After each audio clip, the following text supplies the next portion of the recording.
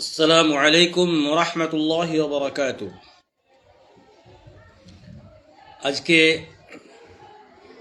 এই ভিডিও যারা দেখছেন দেশ ও প্রবাস থেকে, আল্লাহর কাছে দোয়া করি আপনারা সকলেই ভালো থাকুন। আল্লাহ রাব্বুল আলামিন আপনাদেরকে ভালো রাখুন, সুস্থ রাখুন, বিপদ মুক্ত করে রাখুন। পৃথিবীতে প্রত্যেকটা মানুষ চিন্তাযুক্ত, ডিপ্রেশনে ভুগছে, টেনশনে ভুগছে।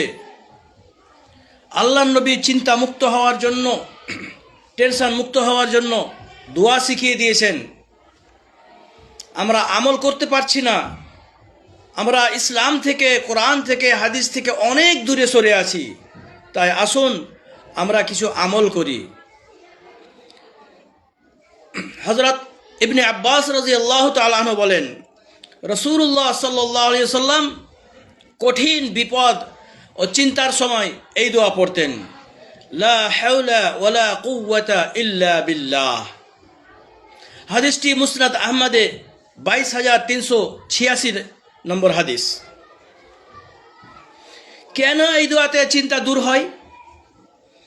এই দোয়ায় তিনটি বিষয় আছে। 1 নম্বর, নিজের অক্ষমতা স্বীকার। 1 নম্বর, নিজের অক্ষমতার স্বীকার।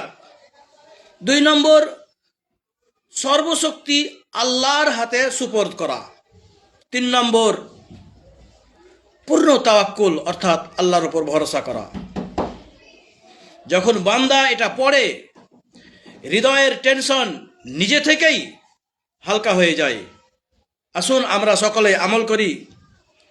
দোয়াটি হচ্ছে খুব ছোট্ট দোয়া, লা হাওলা ওয়ালা কুওয়াতা ইল্লা বিল্লাহ। আল্লাহ রাব্বুল আলামিন আমাদেরকে এই দোয়ার প্রতি আমল করার তৌফিক দান করুন। প্রত্যেক নামাজের পর পড়বেন, বিশেষ করে ফজর এবং মাগরিবের পর বেশি বেশি করে পড়বেন।